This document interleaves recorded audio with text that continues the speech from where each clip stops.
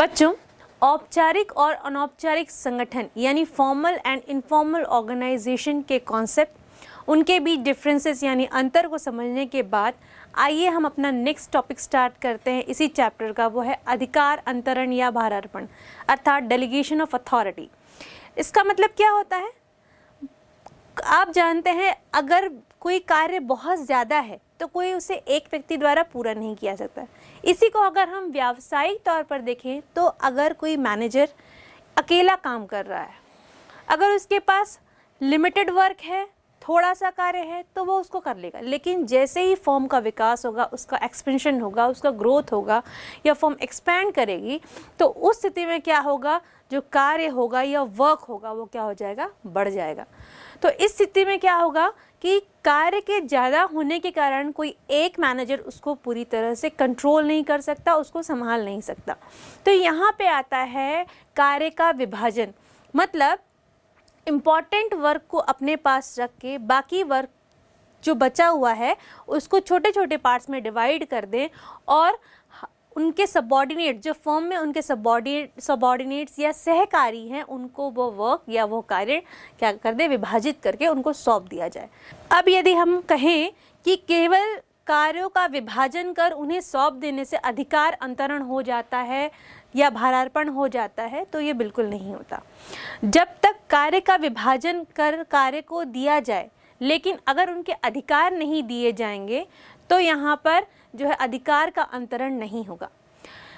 Delegation of authority या अधिकार का अंतरण या भारार्पण कहाँ होता है? जहाँ डिसेंट्रलाइजेशन होता है, या डिसेंट्रलाइजेशन को हम कह सकते हैं जहाँ फर्म का आकार या उपक्रम का आकार बहुत बड़ा होता है। मैं डिसेंट्रलाइजेशन और सेंट्रलाइजेशन की बात आपसे बाद में चर्चा करूंगी इस मुद्दे पर। पहले हम इस मुद्दे को पूरा कंप्लीट करेंगे।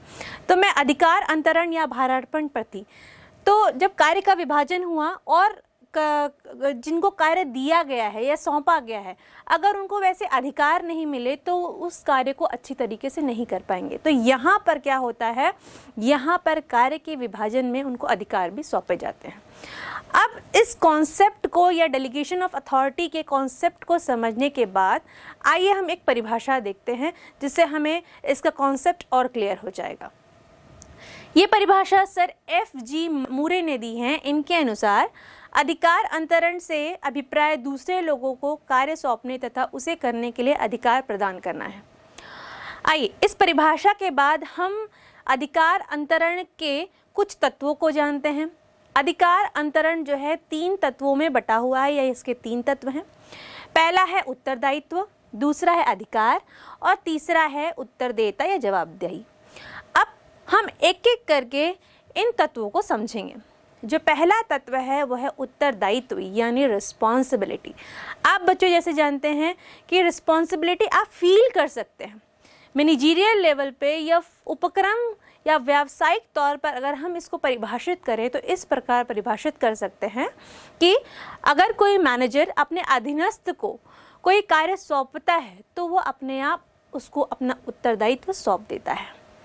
इससे क्या होगा, उसने मैनेजर ने अपना जैसे ही काम सौंपा तो वह काम अब कौन करेगा, वह सबऑर्डिनेट या उसके अंदर अधिकारी के अंदर कार्य करने वाले सह अधिकारी करेंगे। अब उत्तरदायित्व यानी रिस्पॉन्सिबिलिटी के कॉन्सेप्ट को समझने के बाद आइए इसकी कुछ विशेषताओं को जानते हैं। विशेषताएं कुछ इस प्रकार हैं। अगर आपने उत्तरदायित्व को समझा है तो पहली विशेषता बिल्कुल क्लियर है कि यह एक व्यक्ति से दूसरे व्यक्ति को दी जाती है। दूसरी चीज़ इसमें यह होती है, जो इसका सार होता है वो होता है अधीनस्थ द्वारा कर्तव्यों का पालन करना। मतलब जो सबऑर्डिनेट है या जो नीचे के कर्मचारी कार्य कर रहे हैं वो क्या करेंगे, जो कर्तव्य दिए गए हुए हैं या उनको जो कार्य सौंपे गए हैं वो उनका क्या करेंगे, पालन करेंगे। इसके अलावा जो तीसरा, इसकी उत्पत्ति किस तरह से हुई है? इसकी उत्पत्ति हुई है अधिकारी एवं अधीनस्थ के संबंधों के बीच के कारण ही इनकी उत्पत्ति हुई है। और चौथा, क्योंकि अधिकार जो है या उत्तरदायित्व जो है, उत्तरदायित्व किसको दिए जाते हैं, अधिकारी द्वारा अधीनस्थ को दिए जाते हैं। अगला जो मैंने तत्व बताया है वो कुछ इस प्रकार है। तत्व जो दूसरा है वो अधिकार है। अधिकार यानी अथॉरिटी। अब उत्तरदायित्व दे दिया, अब उसके बाद अधिकार दिए जाएंगे। अधिकार में क्या होगा कि वह कार्य जो सौंपा गया है उसको किस तरीके से किया जाए, या उस कार्य को करने के लिए जो निर्णय लिए जाने चाहिए उन शक्तियों को सौंपा जाए, तो वहाँ अधिकार की बात होती है। अब अधिकार सौंपना मतलब किसी कार्य को कैसे करना है, कहाँ करना है, किस तरह करना है, ये अधिकार होते हैं। इसमें क्या रिसोर्सेस यूज़ कर सकते हैं, उसका डिसीजन या उसका निर्णय जिसको कार्य सौंपा गया है वह ले सके। तो यहाँ पे क्या होगा, अधिकार को सौंपना हुआ। अब अगर इसकी विशेषताएं हम अगर जानें तो इसकी विशेषताएं कुछ इस प्रकार हैं। इसकी पहली विशेषता यह है कि ये एक व्यक्ति से दूसरे व्यक्ति को ही सौंपा जाता है। दूसरी विशेषता यह है कि इसका संबंध जो है संगठन के विभिन्न पदों से होता है। तीसरी विशेषता यह होती है कि निर्णयों का पालन करवाना संभव होता है। चौथी विशेषता होती है कि इसका जो प्रवाह होता है नीचे की ओर होता है। क्यों प्रवाह नीचे की ओर होगा? क्योंकि अधिकार जो होते हैं वो सबऑर्डिनेट्स को दिए जाते हैं, और सबऑर्डिनेट्स क्या करते हैं, उन अधिकारों का यूज़ करके किसी भी कार्य को पूरा करने के लिए क्या करते हैं, निर्णय लेते हैं। उसके लिए जो निर्णय लिए जाते हैं वो उनके अधिकारों में शामिल होते हैं। इसके बाद जो इसका अगला विशेषता इस प्रकार आती है कि अगली विशेषता यह है कि नियमों, कानूनों व दिशा निर्देशों के अनुसार अधिकार की एक सीमा होती है। तो बच्चों इस तरीके से आपने क्या किया, इन विशेषताओं को समझा। अब मैंने दो तत्व पहले बताया, उत्तरदायित्व और अधिकार। इन दोनों के कॉन्सेप्ट और उनकी विशेषताओं को जानने के बाद आइए अब हम इनके बीच के डिफरेंस यानी अंतर को जानते हैं। अधिकार एवं उत्तरदायित्व में अंतर, difference between authority and responsibility. इसमें पहले अंतर का आधार फिर से अर्थ है यानी मीनिंग। अधिकार का अर्थ क्या होता है, सौंपे गए कार्य के निष्पादन के लिए दी गई निर्णय लेने की शक्ति से है। और उत्तरदायित्व यानी रिस्पॉन्सिबिलिटी का मीनिंग क्या है, किए जाने वाले काम की जिम्मेदारी से है। दूसरा अंतर का आधार दिशा तथा प्रवाह यानी डायरेक्शन और फ्लो लेते हैं। तो अधिकारों का प्रवाह ऊपर से नीचे की ओर होता है अधिकार में, और उत्तरदायित्व में क्या होता है, उत्तरदायित्व का प्रवाह नीचे से ऊपर की होता है। अगर तीसरा अंतर का आधार उद्गम यानी ओरिजिन लें तो अधिकार जो होते हैं यह संगठन में औपचारिक पद यानी फॉर्मल पोजीशंस के कारण उत्पन्न होते हैं। और उत्तरदायित्व क्या होता है, इनका ओरिजिन कैसे होता है, यह अधिकारी अधीनस्थ संबंध के कारण उत्पन्न होते हैं। अब सार यानी एसेंस चौथा अंतर का आधार लेते हैं, और अधिकार में इसका सार निर्णयों का पालन करवाना है, और उत्तरदायित्व में इसका सार कर्तव्यों का पालन कराना है। पांचवा अंतर का आधार सौंपना यानी असाइनमेंट होता है। तो इसमें अधिकार जो के अंतर्गत जो सौंपना है, अधिकार दूसरों को सौंपे जा सकते हैं, और उत्तरदायित्व पूर्ण रूप से दूसरों को नहीं सौंपे जा सकते। क्रम यानी सीरियल ऑर्डर, ये हमारा छठवां अंतर का आधार है। तो अधिकार के अंतर्गत पहले अधिकार होते हैं, और उत्तरदायित्व में अधिकार के पश्चात दायित्व होते हैं। सातवां अंतर का आधार प्रकृति यानी नेचर है। तो अधिकार एक शक्ति है, अधिकार की प्रकृति कैसी होती है, वो एक शक्ति है, और उत्तरदायित्व एक कर्तव्य है। इस प्रकार हमने अधिकार एवं उत्तरदायित्व में अंतर को जाना। अब इस डिफरेंस को जानने के बाद आइए अब हम अगला तत्व लेते हैं जो कि है उत्तरदेयता या जवाबदेही यानी अकाउंटेबिलिटी। अकाउंटेबिलिटी क्या होता है, मान लीजिए मुझे किसी ने एक कार्य सौंपा, उसके अधिकार भी सौंप दिए करने के लिए। अब मैं उस व्यक्ति के लिए जवाबदेह हो गई हूँ, मतलब कि अगर वो काम मैं पूरा कर लेती हूँ या नहीं पूरा कर पाती हूँ, उसका रिजल्ट क्या हुआ, किस रीज़न से वो कार्य पूरा नहीं हुआ, या अगर पूरा हो गया है तो कितनी अच्छी तरीके से पूरा हुआ है, इसकी पूरी रिपोर्ट मैं क्या करूँगी, जिसने मुझे काम सौंपा है मैं उसे दूंगी। अब इसे व्यावसायिक तौर पर देखें तो जो अधिकारी है वो जब कार्य सौंपता है अपने अधीनस्थ को, उसे अधिकार भी सौंपता है कि भाई आप ये काम करो और इस तरीके से आप निर्णय ले सकते हैं इसके। तो जो अधीनस्थ होता है वो अपने अधिकारी के लिए क्या होता है, जवाबदेही हो जाता है। तो ये इसका सिंपल सा कॉन्सेप्ट हुआ। अब कॉन्सेप्ट जानने के बाद आइए इसकी कुछ विशेषताओं को जानते हैं। इसकी विशेषताएं कुछ इस प्रकार हैं। इसकी पहली विशेषता है कि दूसरे व्यक्तियों को नहीं सौंपा जा सकता क्या, जवाबदेही। मतलब जो जवाबदेही है वो अगर मैंने कार्य मुझे सौंपा गया है, अगर मेरे अधिकारी ने मुझे कार्य सौंपा है तो मेरी जवाबदेही होगी कि मैं अपने अधिकारी को उत्तर दूं या रिपोर्ट करूं। मेरे अलावा कोई और दूसरा व्यक्ति उस कार्य के लिए जवाबदेह नहीं होगा। तो पहला जो विशेषता है वो इस प्रकार है कि जो जवाबदेही होती है वो दूसरे व्यक्तियों को नहीं सौंपी जा सकती। दूसरी है कि यह केवल अधिकार सौंपने वाले व्यक्ति के प्रति ही होती है। तीसरी इस प्रकार है कि आधार जो होता है इसका अधिकारी और अधीनस्थ के अंतर्गत ही होता है, यह उनके संबंध को बताता है। और चौथा है कि जवाबदेही की उत्पत्ति अधिकार सौंपने के कारण होती है।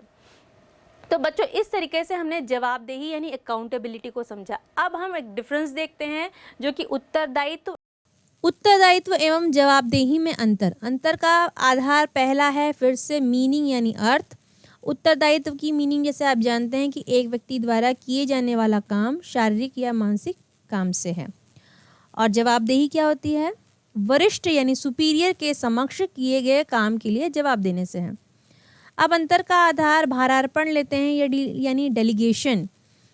तो उत्तरदायित्व के लिए या उत्तरदायित्व अथवा काम को दूसरे व्यक्ति को सौंपा जा सकता है और जवाबदेही को दूसरे व्यक्ति को सौंपा नहीं जा सकता। तीसरा अंतर का आधार उद्गम यानी ओरिजिन है। तो अधिकार अधीनस्थ संबंध के कारण इसका उद्गम होता है या इसका ओरिजिन है, और जवाबदेही में अधिकार सौंपे जाने के कारण इसका उद्गम होता है। चौथा अंतर का आधार प्रवाह या दिशा, फ्लो और डायरेक्शन। तो उत्तरदायित्व में अधिकारी अपने उत्तरदायित्व अधीनस्थों को सौंपते हैं, अतः प्रवाह नीचे की ओर होता है। और जवाबदेही में प्रबंध में जैसे जैसे ऊपर को जाते हैं उत्तरदेयता बढ़ती है, अतः इसका प्रवाह ऊपर की ओर होता है। तो बच्चों इस तरीके से हमने उत्तरदेयता और जवाबदेही में अंतर को जाना। अब इस डिफरेंस को जानने के बाद आइए एक स्टेटमेंट आता है कि क्या उत्तरदेयता को सौंपा जा सकता है, मतलब can accountability can be delegated.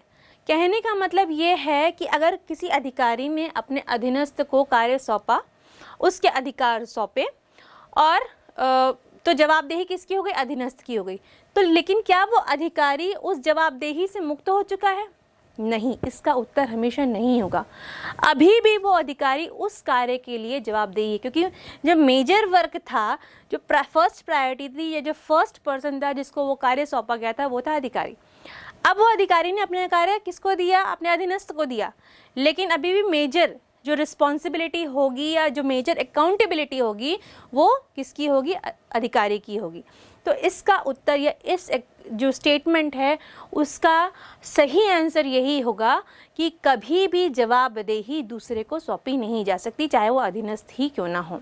जब जो कार्य की रिस्पॉन्सिबिलिटी लेता है उसी की ही जवाबदेही बनती है। एक और स्टेटमेंट पे हम चर्चा करेंगे। एक स्टेटमेंट ये है कि श्रम विभाजन अंतर का आधार होता है, या division of labour is the basis of delegation of authority. ये कैसे होता है? अब अधिकार अंतरण, अब मैंने आपको समझाया क्या हुआ कि किसी कार्य को जब कोई व्यक्ति एक व्यक्ति नहीं कर सकता तो वो क्या करता है, कार्य बड़ा होने के कारण क्या होता है, उसे छोटे छोटे भागों में डिवाइड किया जाता है और उसे विभिन्न व्यक्तियों को सौंप दिया जाता है। अब यहाँ पे जब व्यक्तियों को सौंप दिया जाता है तो यहाँ क्या आता है? श्रम विभाजन की बात हुई, और जहाँ श्रम विभाजन की बात हुई तो वह अपने आप अंतर का आधार या अधिकार अंतरण का आधार हो जाता है। अब बच्चों इन दो कमेंट्स को समझने के बाद आइए हम जो है अब भारार्पण यानी जो अधिकार अंतरण है उसकी प्रोसेस को जानेंगे। अधिकार अंतरण की प्रोसेस यानी प्रक्रिया आप जो स्क्रीन पर देख रहे हैं, ये 3 स्टेप्स में अधिकारों का अंतरण होता है। पहला स्टेप कुछ इस प्रकार है। पहला स्टेप में कहता है कि उत्तरदायित्व सौंपना यानी असाइनिंग रिस्पॉन्सिबिलिटीज़। कोई भी एक मैनेजर है या टॉप लेवल मैनेजर है, किसी बड़े कार्य को अपने अंदर सबॉर्डिनेट्स जो हैं या अधीनस्थ कार्यकारी हैं उनको क्या करेगा, उस कार्य को छोटे छोटे भागों में बांट करके दे देगा या सौंप देगा, और साथ में उसके अधिकार भी सौंप देगा, क्योंकि अगर उसे सही कार्य सही समय पे करवाना है तो उसके अधिकार देने ज़रूरी है।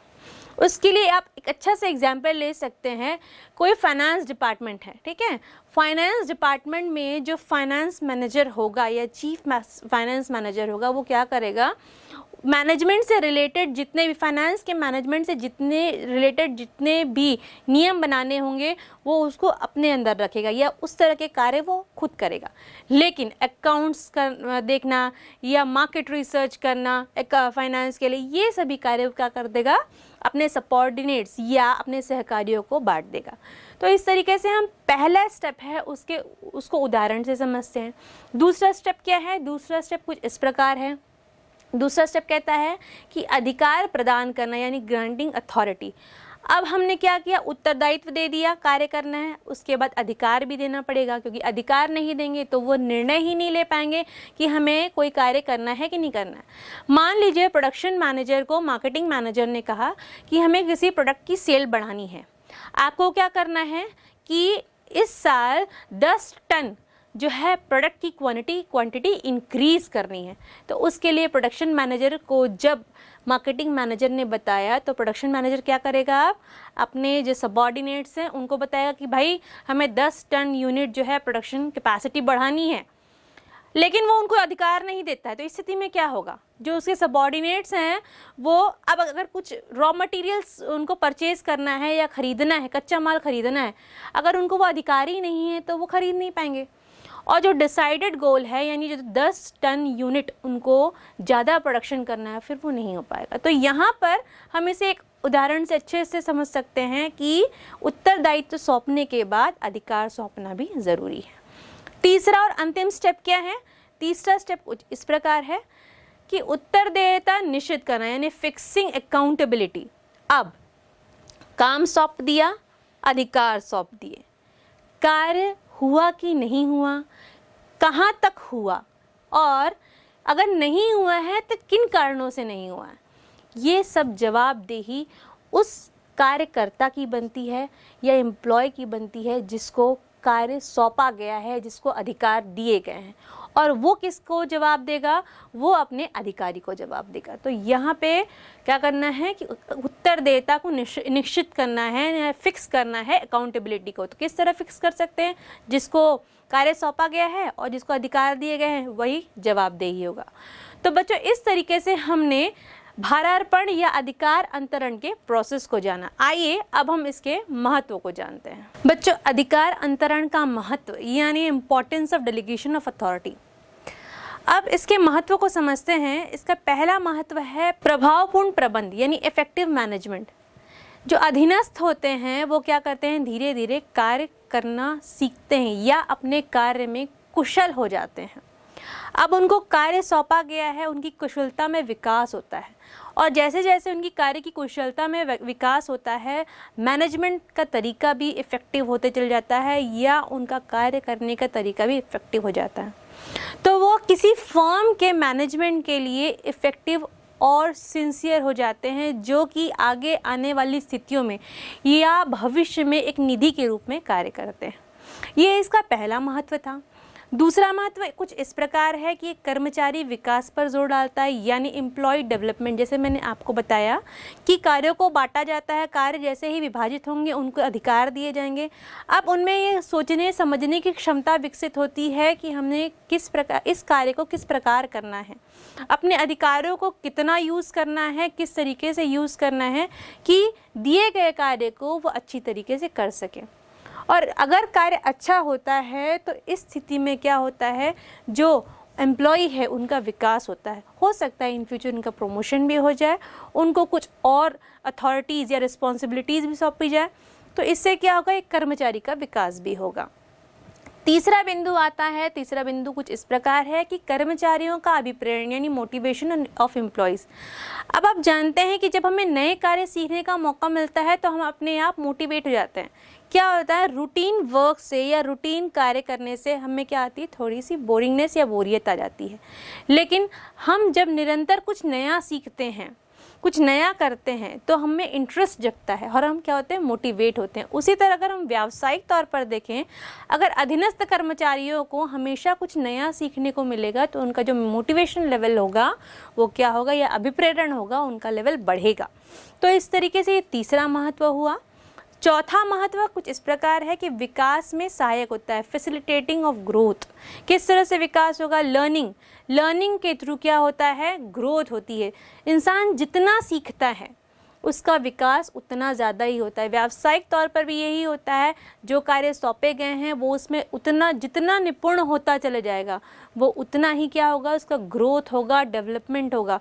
वो अपने करियर को और ग्रोथ दे सकता है, वो अपनी स्किल्स को और बढ़ा सकता है, और उसकी स्किल्स बढ़ने के कारण, उसकी ग्रोथ होने के कारण न केवल उसकी ग्रोथ होगी बल्कि उसके साथ साथ उसके फर्म या उसके उपक्रम की भी ग्रोथ होगी। इसके बाद आता है प्रबंध सौपनिकी का आधार, यानी बेसिस ऑफ मैनेजमेंट हायरार्की। क्या होता है इसमें जो हायरार्की होती है, top level management, middle level management, lower level management, ये हायरार्की होती है। यहाँ पे कार्य डिस्ट्रीब्यूट होता है अकॉर्डिंग टू देयर मैनेजमेंट या लेवल्स। मतलब जो लेवल का व्यक्ति है उस लेवल के व्यक्ति को उसके लेवल के अनुसार ही कर्तव्य भी दिए जाते हैं और उसके अधिकार भी दिए जाते हैं। तो यहाँ पे क्या होता है, एक बहुत अच्छी हायरार्की भी निर्माण होती है। और इस हायरार्की के निर्माण होने के साथ साथ क्या आता है, एक मॉडर्नाइजेशन भी आता है, नई चीज़ें सीखने को भी मिलती हैं और डिवर्सिफिकेशन भी आता है, या जो चेंजेस आ रहे हैं कंपनी में या फर्म में या व्यावसायिक वातावरण में वो सीखने को मिलते हैं। इसके बाद आता है समन्वय यानी कोऑर्डिनेशन। जब लोग नया कार्य सीखते हैं तो वह क्या करते हैं, हर व्यक्ति जब किसी कार्य की शुरुआत करता है तो वो उसमें पारंगत नहीं होता। उसके लिए क्या करता है, वह दूसरे व्यक्ति से उसके लिए मदद मांगता है या हेल्प मांगता है। इस स्थिति में क्या होता है, हेल्प आप तभी मांगेंगे जब आप लोगों के बीच कोऑर्डिनेशन अच्छा होगा। तो इस स्थिति में क्या होता है, उपक्रम में जितने लोग कार्य कर रहे हैं या जो एम्प्लॉयज़ काम कर रहे हैं उनके बीच का जो कोऑर्डिनेशन होता है वो बेहतर होते जाता है। इसके बाद आता है प्रबंधकों के कार्यभार में कमी, reduces the workload of managers. जैसे ही लोअर लेवल मैनेजर्स और मिडिल लेवल मैनेजर्स अच्छी तरह कार्य समझ जाते हैं, कार्य को निपुणता से करने लग जाते हैं, तो उस स्थिति में क्या होता है, जो टॉप लेवल के मैनेजर्स होते हैं उनके वर्कलोड में कमी आ जाती है, अर्थात उनके जो कार्य का भार है वो कम हो जाता है। अब वह इन कार्यों को न देख करके ओवरऑल लेवल पे या दूसरे बहुत सारे कार्य होते हैं जो फर्म्स के लिए ज़रूरी होते हैं, उन कार्यों पर वो कॉन्सेंट्रेट कर सकते हैं। नई पॉलिसीज़ बनाना है या इंटरनेशनल लेवल पे अपने फर्म को किस तरह से प्रेजेंट करना है, अपनी फर्म को एक्सपैंड कैसे करना है, उसको ग्रोथ कैसे देना है, इस तरह की बहुत सारी चीज़ें होती हैं जिस पे वो क्या कर सकते हैं, कॉन्सेंट्रेट कर सकते हैं। ये तो बच्चों अधिकार अंतरण के महत्व थे। अधिकार अंतरण के महत्व को जानने के बाद आइए अब हम अधिकार अंतरण के तत्वों के तुलनात्मक अध्ययन करते हैं। अधिकार अंतरण के तत्वों का तुलनात्मक अध्ययन, comparative study of elements of delegation of authority. यहाँ पे आप 4 कॉलम देख रहे हैं जो कि अंतर के आधार में अधिकार, उत्तरदायित्व और उत्तरदेयता या जवाबदेही में बताता है। अब पहला अंतर का आधार हम अर्थ लेते हैं तो अधिकार का अर्थ होता है सौंपे गए कार्य के निष्पादन के लिए दी गई शक्ति से है, और उत्तरदायित्व का आधार है, उत्तरदायित्व का अर्थ है किए जाने वाले काम की जिम्मेदारी या कर्तव्य से है, और जवाबदेही सौंपे गए कार्य की सफलता या असफलता के लिए जवाब देने से। दूसरा अंतर का आधार प्रकृति लेते हैं तो अधिकार एक शक्ति है, उत्तरदायित्व एक कर्तव्य है और उत्तरदेयता एक जवाबदेही है। तीसरा अंतर का आधार सौंपना यानी असाइनमेंट। अधिकार दूसरे को सौंपे जा सकते हैं, उत्तरदायित्व पूर्णतः दूसरे को सौंपे नहीं जा सकते, और जवाबदेही जो होती है इसे कभी भी दूसरे को सौंपा नहीं जा सकता। उद्गम पे आएंगे जो कि चौथा अंतर का आधार है यानी ओरिजिन। तो औपचारिक स्थिति से उत्पन्न होता है क्या, अधिकार। उसके बाद उत्तरदायित्व जो होता है अधिकारी तथा अधीनस्थों के पारस्परिक संबंधों से उत्पन्न होता है। उसी तरह उत्तरदेयता उत्तरदायित्व से उत्पन्न होता है। 5वां अंतर का आधार क्रम यानी सीरियल ऑर्डर लेते हैं। तो अधिकार के अंतर्गत अगर हम क्रम देखें तो पहले अधिकार होता है, उसके उत्तरदायित्व में देखें तो अधिकार के पश्चात दायित्व आता है, और उत्तरदेयता में देखें तो दायित्व के पश्चात जवाबदेही होती है। 6वां अंतर का आधार प्रवाह यानी फ्लो लेते हैं। तो अधिकार से अधीनस्थ, अधिकारी से अधीनस्थ तक नीचे की ओर प्रवाह होता है। अधीनस्थ अधिकारी के प्रति उत्तरदायी होता है, अतः प्रवाह ऊपर की ओर होता है। और जवाबदेही में अधीनस्थ अधिकारी के प्रति जवाबदेह होता है, अतः प्रवाह ऊपर की ओर होता है। तो बच्चों, इस तरीके से हमने अधिकार अंतरण के तत्वों का तुलनात्मक अध्ययन किया।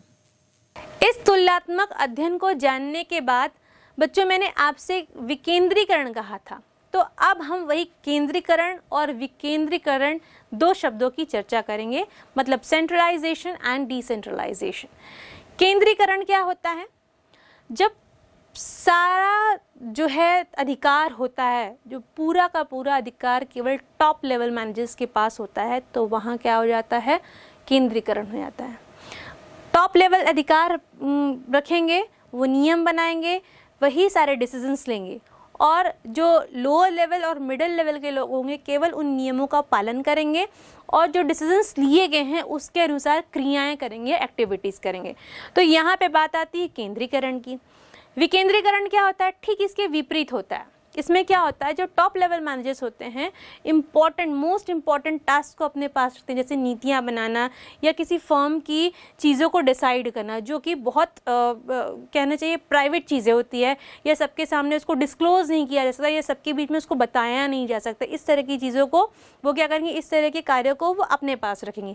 लेकिन उसके अलावा जो अन्य कार्य होते हैं वो किसको सौंप दिए जाएंगे? लोअर लेवल मैनेजमेंट को और मिडिल लेवल मैनेजमेंट को। तो यहाँ पे बात आती है विकेंद्रीकरण की।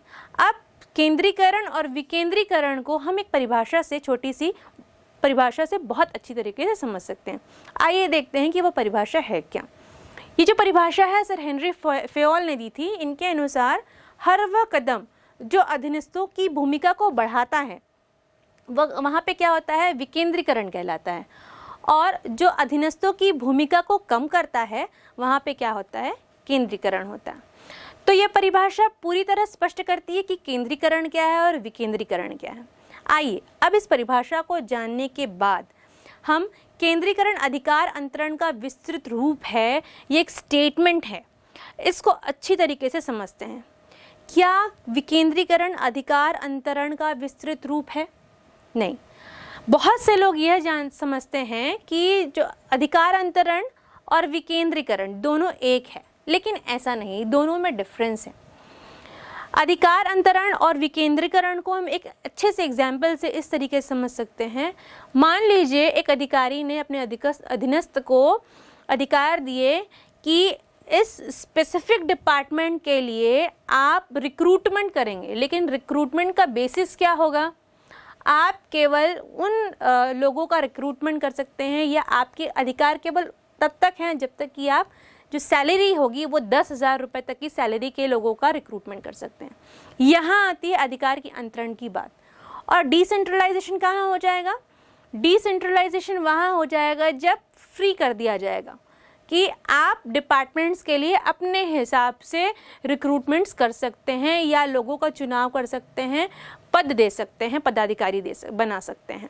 तो यहाँ पे आती है डिसेंट्रलाइजेशन की बात। तो इन दोनों सेंटेंसेस से आप इनके डिफरेंस या इनके बीच के अंतर को समझ सकते हैं। बच्चों, अब इनके अंतर को समझने के बाद आइए अब हम क्या करते हैं, इनकी कुछ यानी विकेंद्रीकरण की कुछ विशेषताओं को जानते हैं।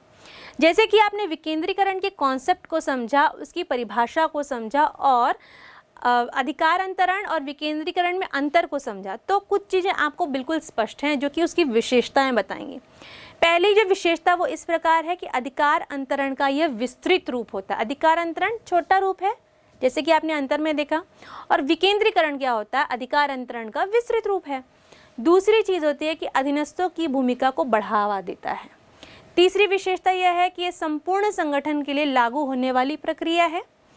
चौथी विशेषता है कि ये जो है टॉप लेवल मैनेजमेंट के कार्यभार को कम करती है, जो कि आपको मैंने डेफिनेशन में और कॉन्सेप्ट में डिटेल में बताया है। इसके बाद इसकी अगली विशेषता इस प्रकार है कि इसमें निर्णय उन कर्मचारियों द्वारा लिए जाते हैं जिनमें निर्णयों को लागू करना होता है। और अंतिम विशेषता इस प्रकार है कि इसमें अधिकारों के साथ साथ उत्तरदायित्व का भी हस्तांतरण हो जाता है। तो बच्चों, इस तरीके से हमने विकेंद्रीकरण की विशेषताओं को भी जाना। आइए अब कुछ उनके लाभ को भी जान लेते हैं। उनके लाभ इस प्रकार हैं। भविष्य के लिए प्रबंधकीय प्रतिभा का विकास होता है। अब देखिए, विकेंद्रीकरण हुआ, जो है पूरी अथॉरिटीज़ या पूरा अधिकार दे दिया गया लोअर लेवल मैनेजमेंट को और किसको, मिडिल लेवल मैनेजमेंट को। तो इस स्थिति में क्या हुआ कि उनमें ग्रोथ होगी। क्या होगा, वो लर्न करेंगे या सीखेंगे। जो वर्क उनको अलॉट किया गया है, जो कार्य उनको दिया गया है, वो कार्य हो सकता है उन्होंने पहले नहीं किया गया हो, लेकिन करते करते वो सीख जाएंगे, या उस कार्य को करने से अगर उनमें कुछ सुधार की गुंजाइश है तो वह उसको कर सकते हैं। तो इस तरीके से क्या होता है कि जो मैनेजमेंट है उसका विकास होता है। अब पूरी तरीके से बाहर टॉप लेवल मैनेजर्स पे ना आकर के किस पे आ जाएगा, मिडिल लेवल मैनेजर्स पे और लोअर लेवल मैनेजर्स पे। अब इसको इस तरह से भी समझ सकते हैं कि अगर उदाहरण हम रिक्रूटमेंट का लें तो जो टॉप लेवल मैनेजर्स जो है पॉलिसीज़ बनाएंगे, ठीक है, और मिडिल लेवल मैनेजर्स क्या करेंगे, फिर उसका मिडिल लेवल मैनेजर्स क्या करेंगे, अगर उनको कहा गया है कि भाई आप रिक्रूटमेंट कीजिए तो आप ये क्या करेंगे, डिपार्टमेंट वाइज क्या करेंगे, अपने अधीनस्थों का रिक्रूटमेंट करेंगे। और लोअर लेवल मैनेजमेंट क्या करेंगे, अब जो लेबर्स या श्रमिक का अगर उनको रिक्रूटमेंट करना है तो उनका रिक्रूटमेंट कौन करेगा, ये लोअर लेवल मैनेजमेंट के लोग करेंगे। तो इस तरीके से क्या होगा, जो काम है वो डिवाइड हो गया और जो कार्य कर रहे हैं वो अपने कार्य में करने में निपुण होते चले जा रहे हैं। इससे क्या होगा, भविष्य के लिए जो है प्रबंधकीय प्रतिभा का विकास होगा।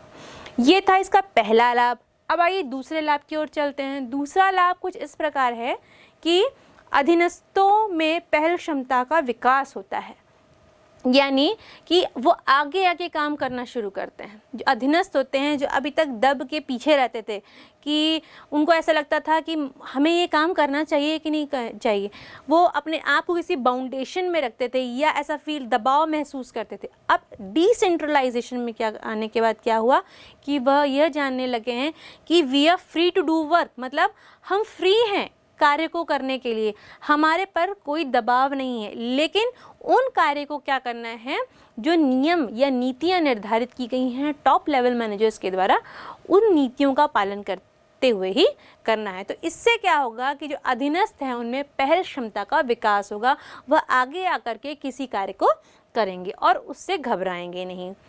तीसरी जो बात आती है वो है, या तीसरा जो लाभ है वो है शीघ्र निर्णय करना, या क्विक डिसीजन मेकिंग भी कह सकते हैं इसको। क्विक डिसीजन मेकिंग कैसे होगा कि जब कार्य विभाजित हो जाता है तो यहाँ पर लोअर लेवल पे भी और मिडिल लेवल पे भी कार्य जो है आ जाता है।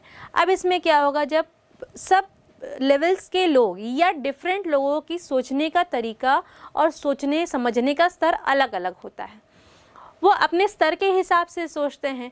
अब जिस तरह का कार्य उनको अलॉट किया गया है, उस कार्य को लर्न करने के बाद या सीखने के बाद उनमें क्विक लर्निंग या क्विक डिसीजन मेकिंग या जल्दी से निर्णय लेने का जो गुण है या जो क्वालिटी है वो क्या हो जाएगी, विकसित हो जाएगी। तो ये इसका तीसरा लाभ था। चौथा लाभ क्या है, उच्च प्रबंध के अधिकार या कार्यभार में कमी आ जाएगी। अब अधिकार उनका क्या है, उन्होंने क्या क्या कार्य करना है, नीतियाँ बनाना है, नियम बनाना है, ये उनके कार्य हैं।